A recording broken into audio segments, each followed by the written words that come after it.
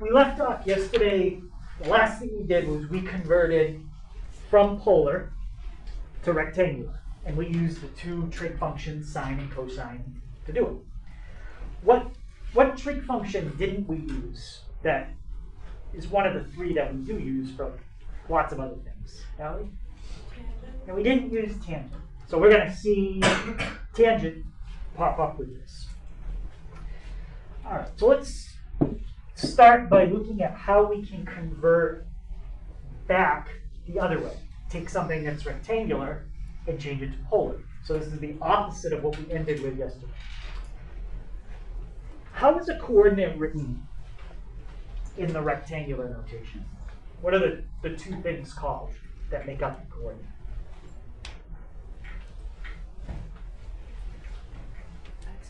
The x and the y. Okay, so today I'm going to give you an x and a y value. Okay, like this. This will be your x. This will be your y. And I'm going to want you to change those into polar. What are the two things that you need to figure out to write something in polar? It's not an x and a y, right? Radius and theta. Yep, you need your radius, and you need an angle. So let's sketch a picture of a point, and we're going to know the x and the y. Remember what x and y are. X is a horizontal measurement, y is a vertical. So here's your point. Coordinates of that point are x and y. X would be the length from the origin over to, I guess, right about there. And y would be the distance from the end of the x value straight up. And that's a 90. So we need to figure out r and theta. What does r stand for again? Radius. It's the radius. So imagine that that point was really on the edge of a circle. Your radius is the distance from that point to the center. That's the radius.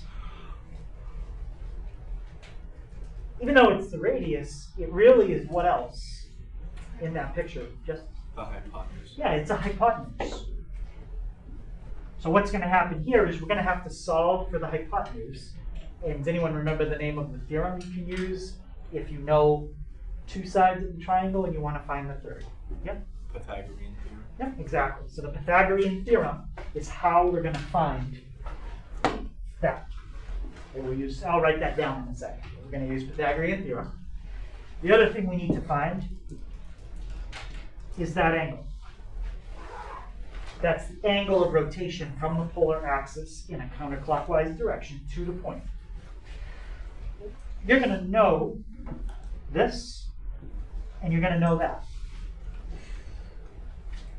What is the position of the side that's labeled y relative to theta? It's not the hypotenuse, because that's r.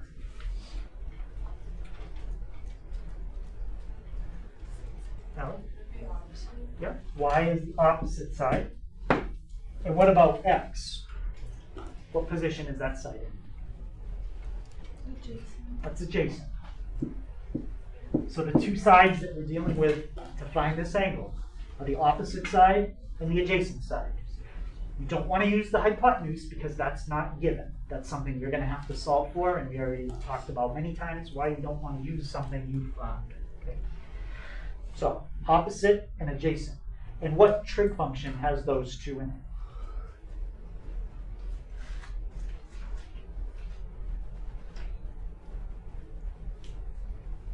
Okay. Tangent. Tangent. So when we want to solve for theta, we could write down that the tangent equals y over x.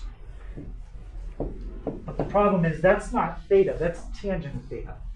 So I want to get rid of this tangent. How do you get rid of a trig function? How do you cancel it out? Inverse. You use the inverse, and in this case, the inverse tangent. take the inverse tangent on the left, and you also have to do it on the right. And there's a formula that will calculate the angle. It's the inverse tangent of y over x. And I'm gonna write this down nice and organized on the next page. But I'm just showing you where it's gonna come from. So inverse tangent of y over x. All right, so let's kind of write all this stuff down that we drew in the picture. So when you want to convert between rectangular and polar, the first thing you have to do is you do have to figure out the quadrant that your point is in. Okay, that's important.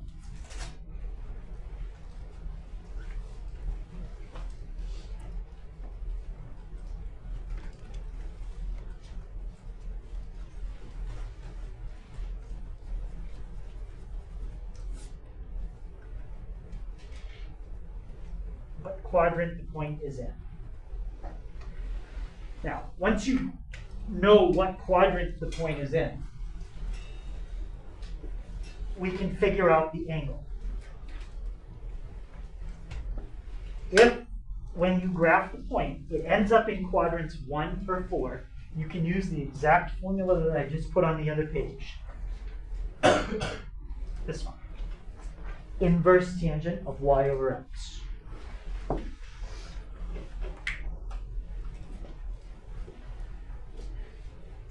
Now the problem with the inverse tangent is the inverse tangent will only work in these two quadrants.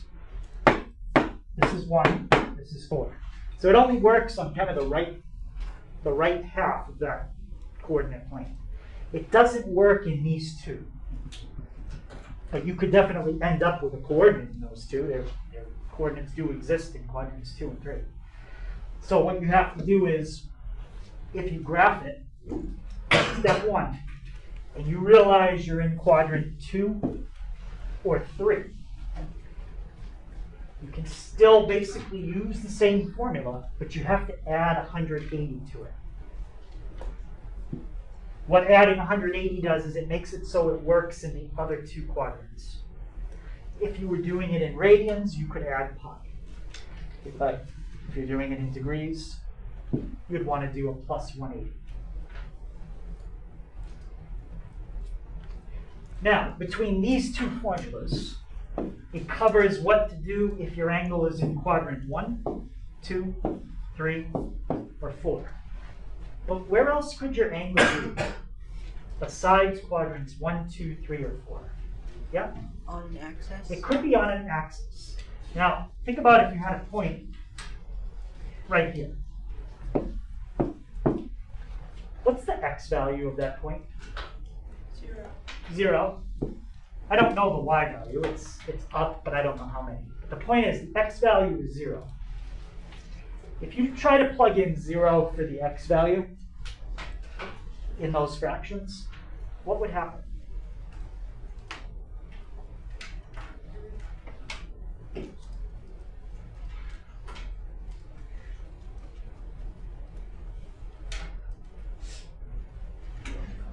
Right, you get undefined because you can't plug in 0 for x because x is in the bottom of a fraction. You can never put 0 in the bottom of a fraction. So the point is, these formulas don't work if your point is on an axis. So what do you have to do if it's on an axis?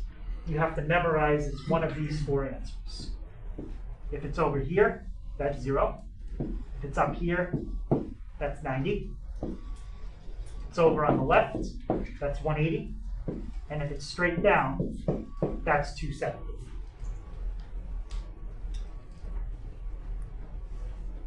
So if you're on an axis, you just have to memorize one of those 4 answers. Now that covers everything that could happen. Your point being in a quadrant.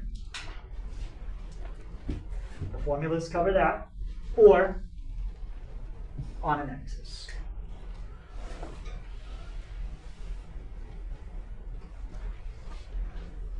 Okay, so that's how you find the angle. And then the other thing you have to find is the radius. So Injustice told us when you have a triangle and you know 2 of the sides, this is basically what a problem will look like. You're going to know the x and you're going to know the y. You use Pythagorean theorem. to find the hypotenuse. And that's Pythagorean. If you want to do the radius first, you could. It doesn't matter. You have to find the radius and you have to find the angle. You can do whatever one you want first.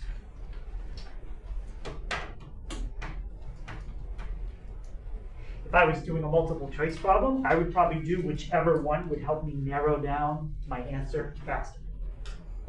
If I was doing a short answer question, well, then it doesn't matter.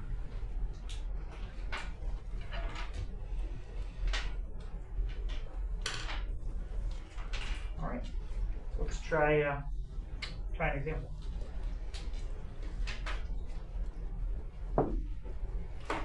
So convert to -2 to polar. So again, this is the opposite of what we ended with yesterday. We're doing the opposite. All right. So Emma, what's the first thing that I said you need to do when you want to convert a rectangular point to a polar point? Determine what quadrant the point is in. Yeah, we're not looking for a perfect sketch here. We're looking for a quick sketch just to see the quadrants. Some people could probably just do it in their head. 2, -2. Dylan, how do I graph 2, -2? To the right 2 and down 2. Right 2, down 2. So we're in which quadrant?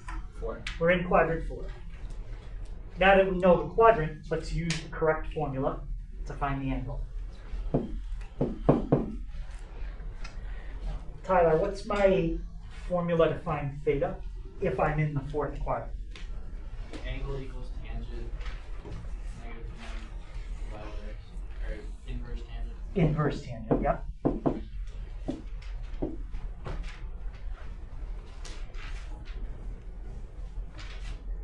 I need a little more.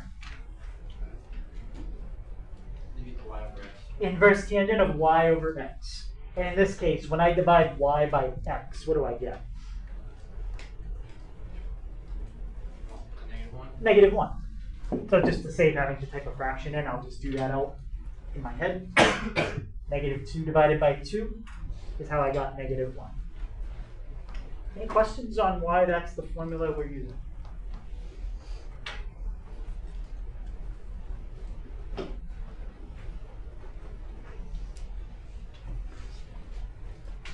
Okay, so now let's type that in and see what we get. So I'm going to do this in degrees. Okay, remember to get to inverse, you have to press second and then the tangent button and type in -1. Okay. So I got -45. That's my angle, which makes sense. We made a circle here. We're saying that's a 45-degree rotation clockwise, -45. And anytime these two numbers are the same or opposite, you're always going to get some type of 45. Right 2, up 2, left 3, down 3. Okay, anytime they're the same number, you get a 45. All right, so we've got our angle. And if the direction said you can write the angle any way you want, then a negative angle is fine. But if it did say to write the angle as a positive, what can you add to that? So instead of going this way, I go the other way. You could add 360, right? And we went through this yesterday, writing this point 4 different ways. Okay, so I'm not going to write it 4 different ways. I'm going to show you how to do it too, but we did all of them yesterday. Add 360 to that, you will get the equivalent position, but going counterclockwise instead of clockwise. So what would the angle be as a positive?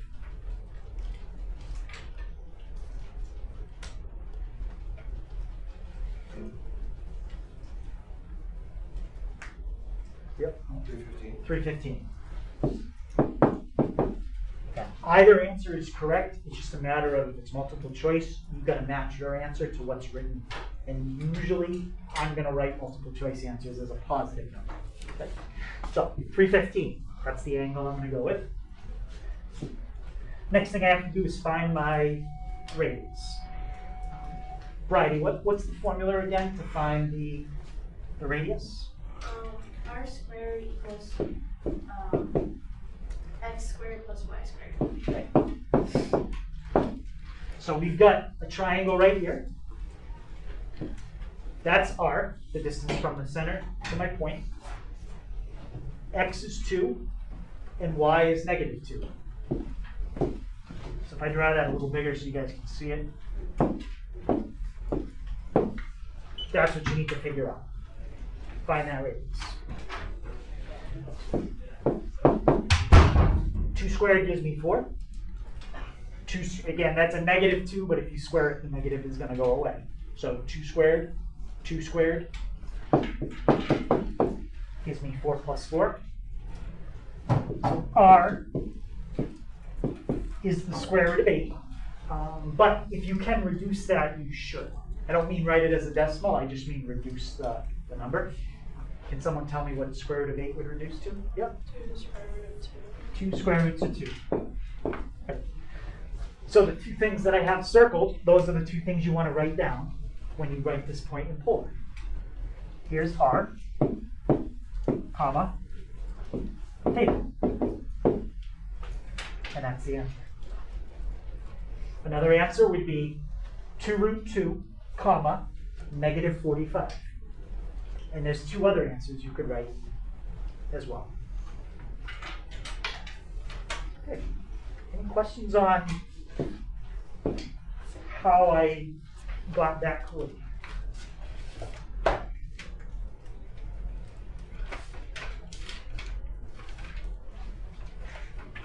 Right. Let's try one more, and then I think that'll finish up, what we're going to do with this. -4, -5. Jable, quadrant is -4, -5 and 3. 3. Somewhere over there. It's left and down. Do you remember what the formula is to find theta if you're in quadrant 3? You would find the tangent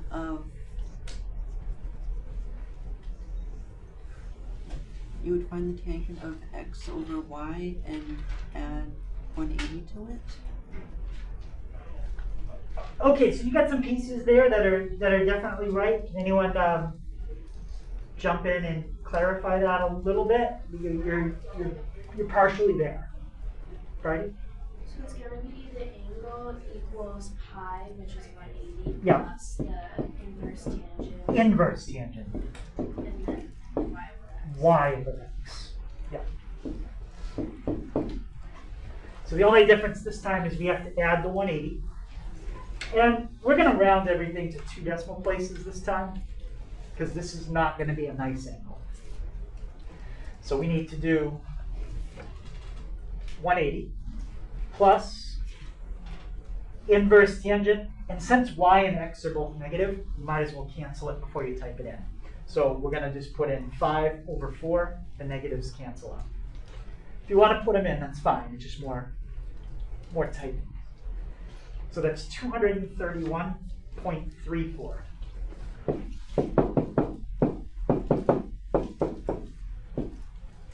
Since the angle didn't come out to a nice number and we had to round it, I'm going to do the same thing with the radius. I'm not going to leave it as a square root because we already did some rounding, so we just might as well do rounding with everything. Okay. Now we need to find R. Okay, Vinny, what's the formula again to find the radius? R squared equals x squared plus y squared. X squared plus y squared. So remember, x and y are 2 sides in a triangle. You're using Pythagorean theorem. You're going to get that hypotenuse. Okay. Justice, what's x in this case? -4. And when you square it, what do you get?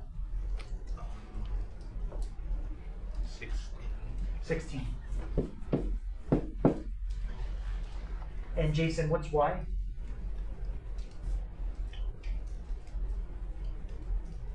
-5. And when you square it? 25. 25.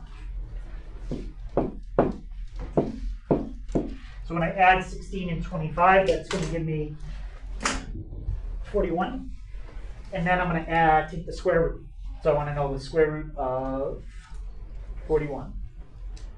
If they wanted it as an exact answer, you could just leave it square root 41. But again, we're going to round it. 6.40. Alright, so final answer, 6.40, comma, 231.34.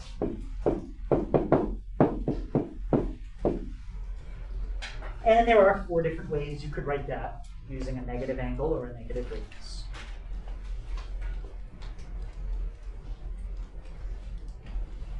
Okay, any questions on that? All right, so that finishes up 5.1.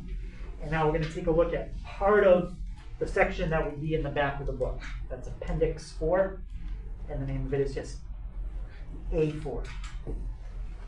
So A4 is going to talk about complex numbers, something you did back in Algebra 2.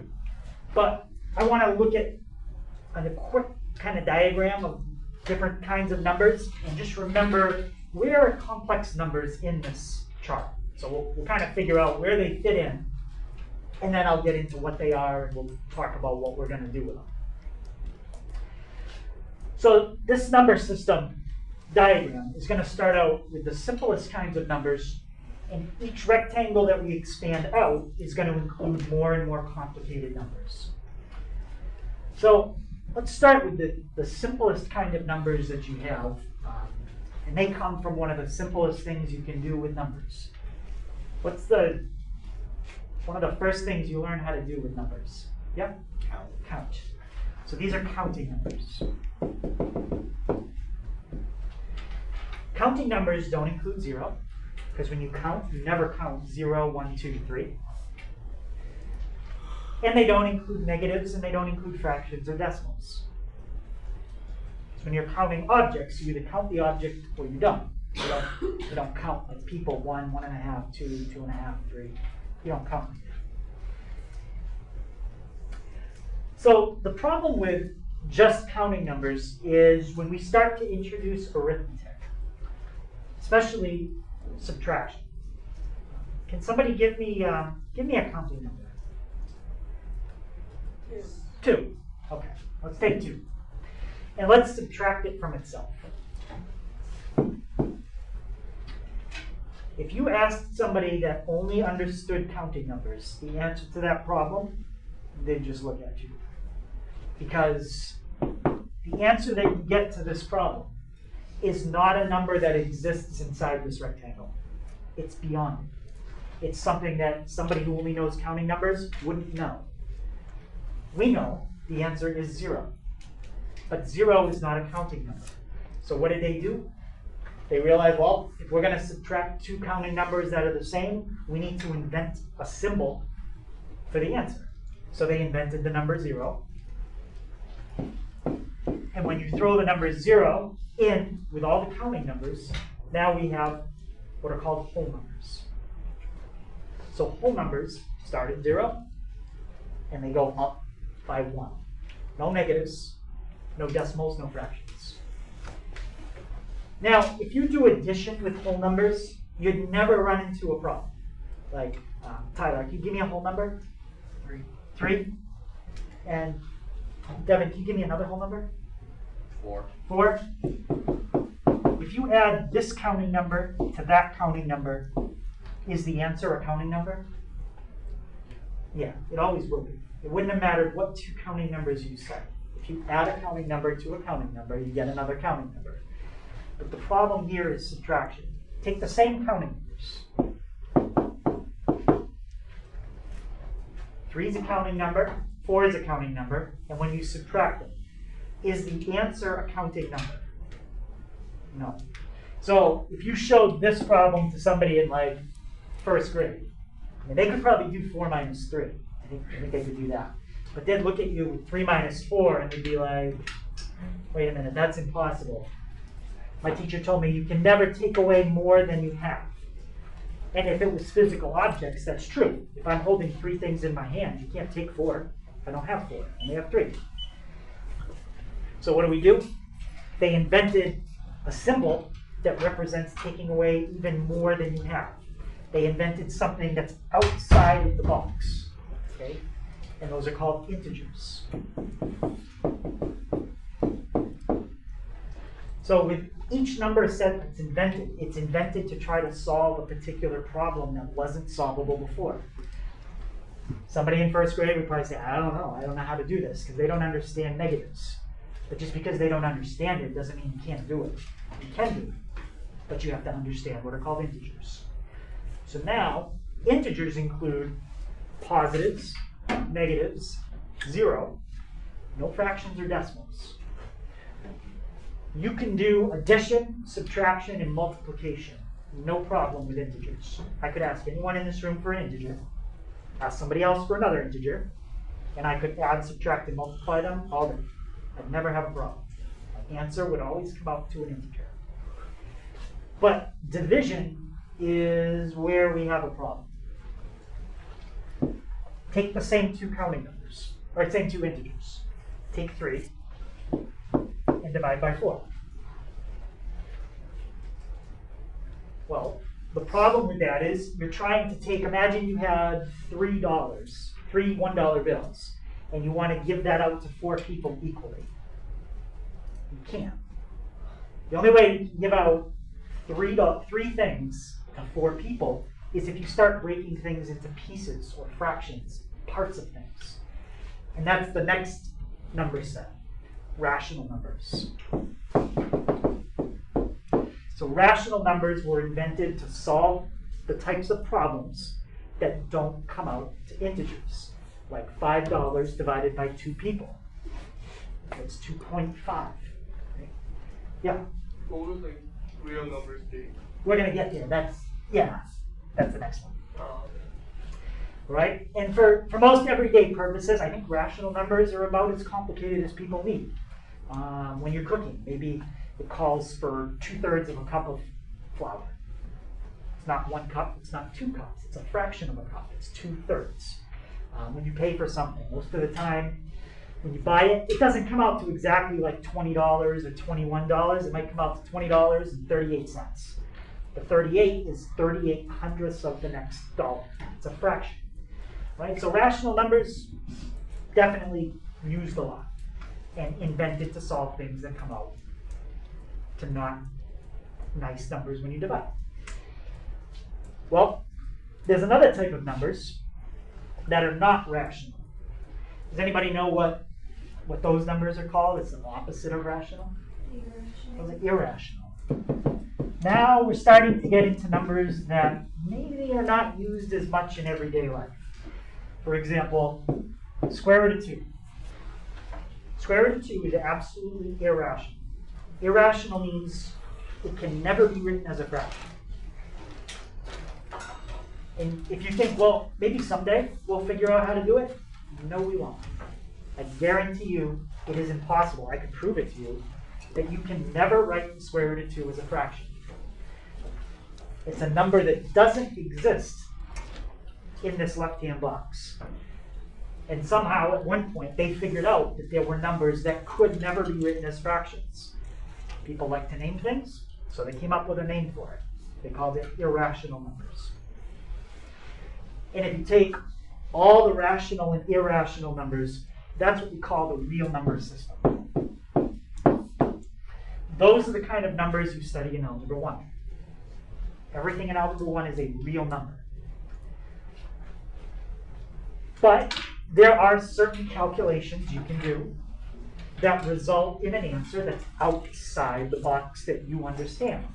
Just like the first grader who didn't understand 3 minus 4. Just because they don't understand about negatives doesn't mean it's impossible to do it. Same with this. I just tried to take the square root of -5. But for somebody in Algebra 1, they would say, well, my teacher told me you can't take the square root of a negative number. Well, that's true with real numbers. You can't do it. But there's something outside the real number box that allows you to do it. it's called a non-real number. And what do we call those? Those are called imaginary.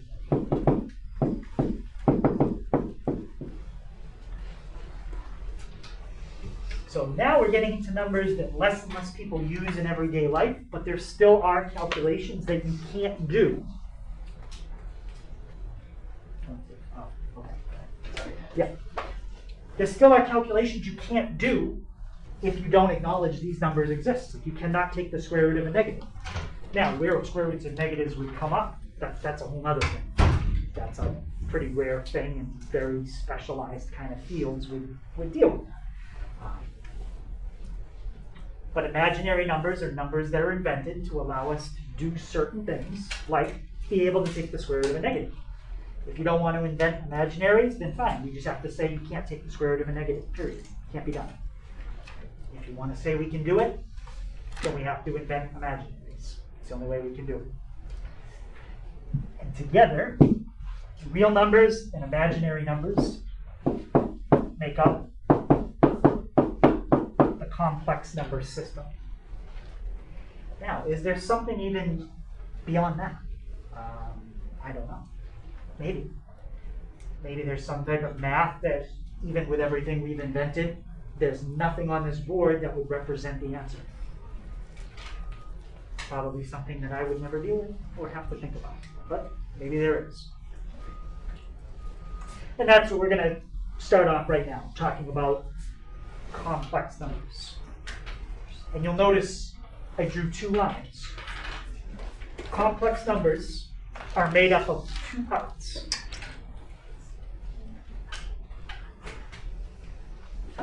The first part in a complex number is the real part, and the second part in the complex number is the imaginary part.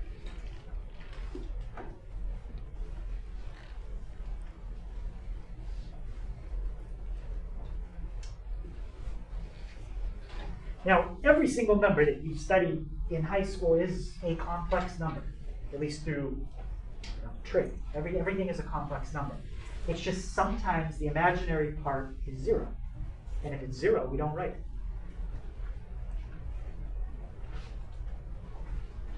If I go back to one of the problems we did right here, that's a complex number, 2.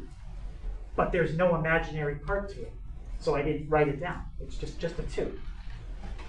That particular complex number only had a real part. Didn't have an imaginary part. And there's a certain way we normally write a complex number. You always put the real part first and then the imaginary part second.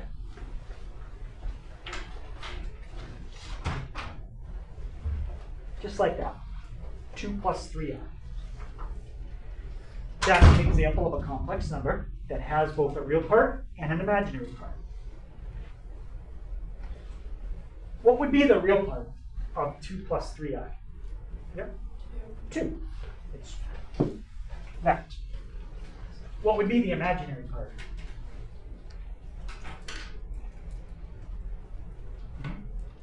3. Yes. 2 is the real, 3 is the imaginary. And when you write it in that order, that's called standard form. Most answers on the test are going to ask you to put it in standard form. So real part's 2, imaginary part is 3.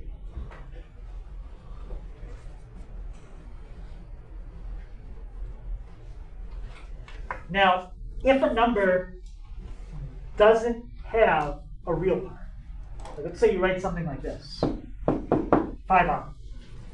There's no real part there. I mean, I guess you could think of it like this, 0. But the real part is 0. Okay, so if there is no real part, that's called a pure imaginary number.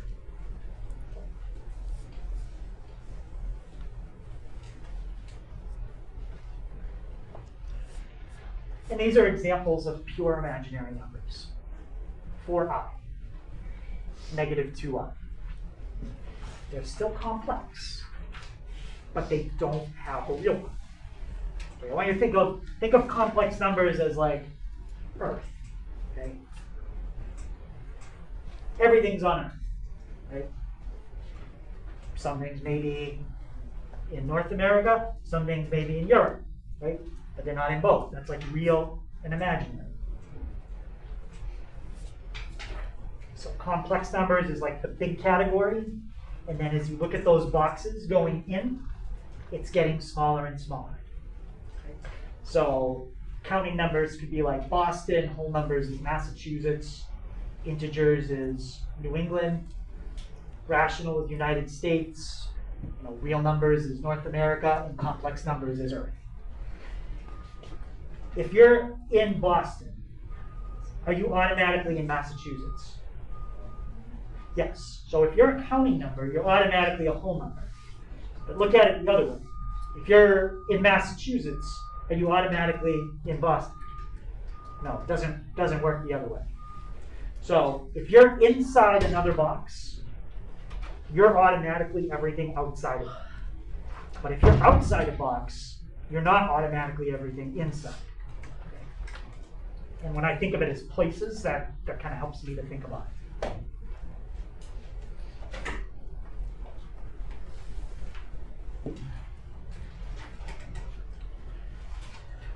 All right, so what does it mean for two complex numbers to be equal? Well, complex numbers have two parts to them. They have a real part and they have an imaginary part. So let's suppose in our first complex number, it has a real part of A. Our second complex number has a real part of C. The first complex number has an imaginary part of B, and the second one has an imaginary part of D. For these two complex numbers to be equal, two things have to happen. The real part here has to match the real part here. But that's not enough. The real parts have to match, and the imaginary part here has to match the imaginary part there.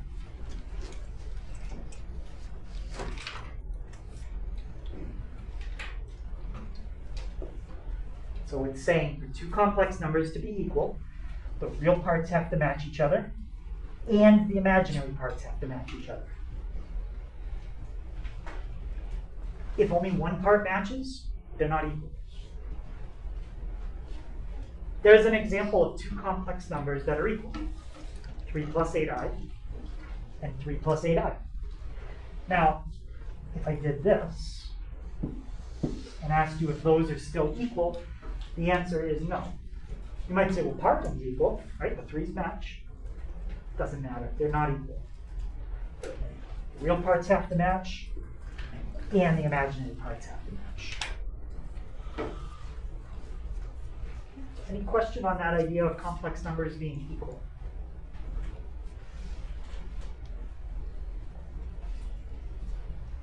Okay.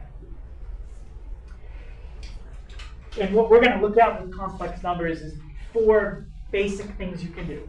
Add, subtract, multiply, and divide. Today we're going to do add and subtract. Tomorrow we'll pick up with multiply and divide. As far as the application of complex numbers, that goes beyond what we're going to do in this class. Okay, there are applications, they're very advanced, very specific to certain fields, like engineering, things like that. If you're not going to be an engineer, you're probably not going to use complex numbers. Okay? So we're not going to do any type of word problems. All right, so how do you add two complex numbers? Well, if you want to add them up, think of it as combining like terms. You can combine real parts with real parts, and you can combine imaginary with imaginary.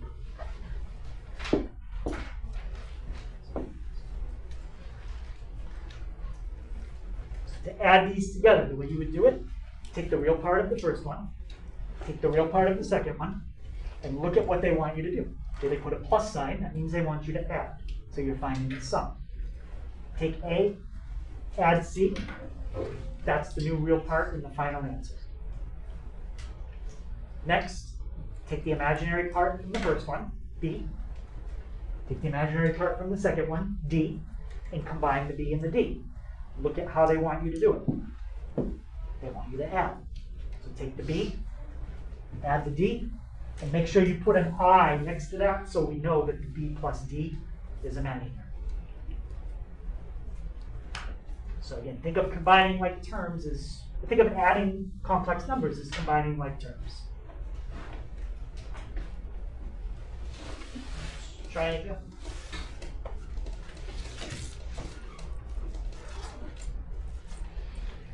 All right, so I have the complex number 3 plus 8i and 8 plus 2i. John, what's the real part of my first complex number? The 3. 3. Yep. What's the real part of my second complex number? 8. And we're adding. So what do you get? 11. 11. So we got that. Jason, what's the imaginary part of my first number? 8. So just the 8. Yeah. So 8. Ariana, what's the imaginary part of my second one? 2. 2. And what are we doing with the 8 and the 2? Adding them. We're adding them. And what do you get when you add them? 10. 10. And what do we need to put next to it so we remember that it was imaginary? 5. 5. That's how you add those complex numbers up. Questions on that?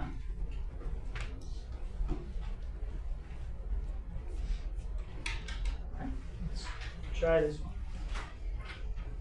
4 minus 2i. And you're going to add that to 3 minus 8i. So Natalie, when I add those up, what am I going to get for a real part? 7. 4, 3, and you're adding. 7.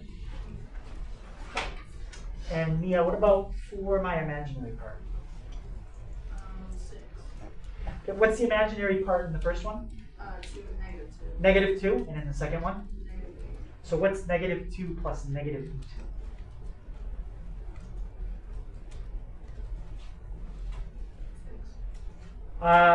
That would be 8 minus 2. Would give me 6.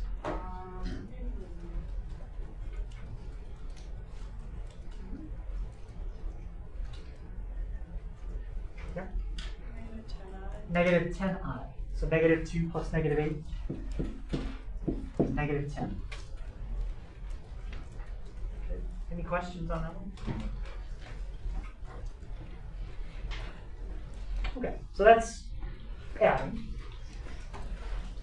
Let's look at subtraction. So when you subtract, it's kind of like doing a distributive property. You're subtracting two things.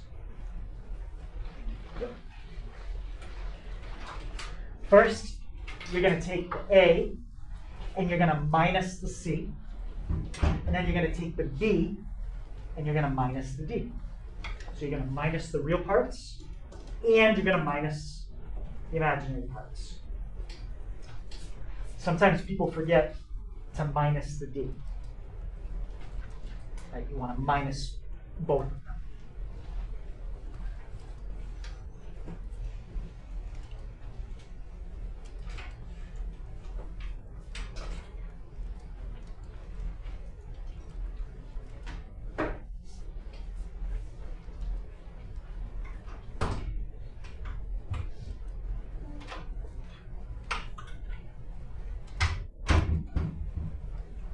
Let's try an example. So we've got 4 plus 12i, and we want to subtract 3 plus 4i. Emma, what's my real part in the first complex number? 4. 4. And how about in the second complex number? 3. And what are we doing with the 2? Subtract. We're subtracting. So 4 minus 3. That's the real part. So that's going to give me 1. And what about for my imaginary part?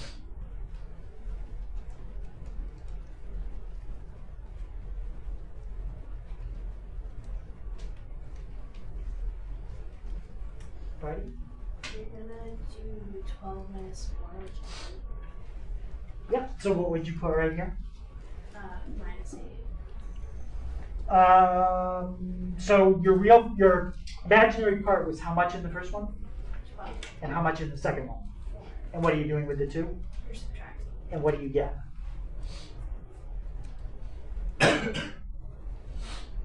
Oh, 8i. Positive 8i. Yep. So we're going to have a positive 8i. 12i minus 4i is 8i.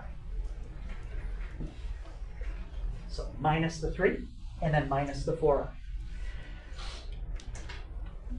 Let's try this one. Ryan, what's my real part going to be there? -5.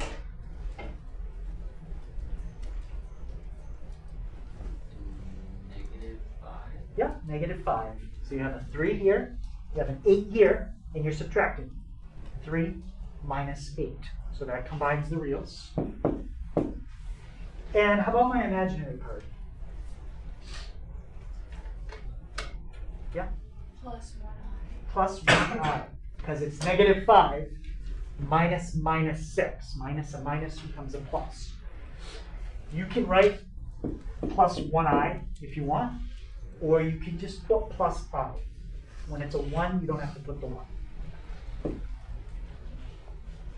Okay, question on that? So we keep writing this thing here. Like we put an I here, and we have I's over here, I's over here. Well, what is I? Well, I, when you're talking about complex arithmetic, is a number. I is not a letter. And sometimes that confuses people. Well, it's kind of like this. That symbol that I just put on the board, is that a letter?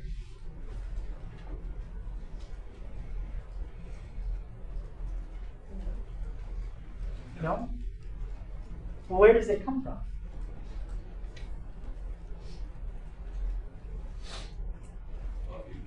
What? Where does that come from? No, not that, not that. Where does this come from? This actual pattern of drawing that I did. Comes from something. It comes from an alphabet. So if that symbol comes from an alphabet, then is it a letter? Greek letter. It's a Greek letter, yes. So technically that symbol is a symbol from the Greek alphabet. But in math, we don't use that as a letter. Like if I said to you, pick a variable to use in this problem, you would never pick the Greek letter pi, because in math, we know pi stands for something. It stands for 3.14.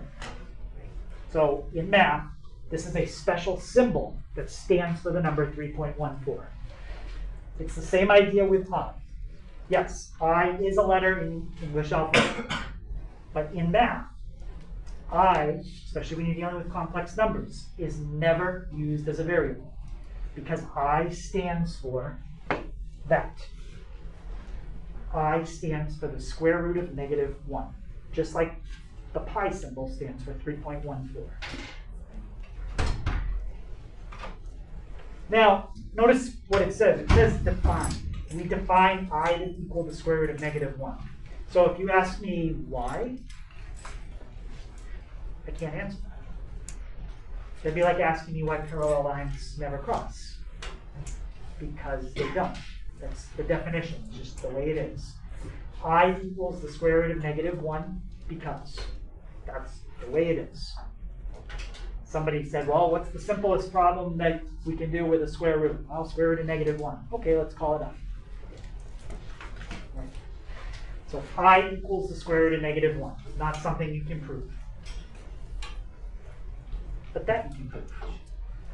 I squared. What does it mean to raise something to the second power? Multiply it by itself. So it means this times this. It means to take I and multiply it by itself. So essentially that means this. Take I and multiply it by itself. Well, when you multiply it by itself, it means raise it to the second power. And what happens when you square and square root something? So what do you think you would get if you take I and raise it to the second power?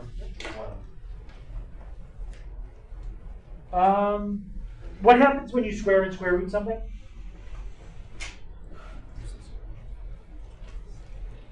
Go ahead, Brian, what happens? It removes the square root. So what would be left? -1. It doesn't do anything else. Squaring and square rooting just removes the square root. And you're left with whatever was under the root, which was -1. So that's an important thing about I. Anytime you raise it to the second power, the I disappears. And all you're left with is the number -1. So tomorrow when we do multiplication, anytime we get an I squared in a problem, we need to change it to -1. Okay, so remember that. I squared always equals -1. Right, and we'll pick up with I squared tomorrow. Okay, so that's homework for tonight. Both these PDFs are in the same Fluidity lesson, so if you just check that, you should see both of them.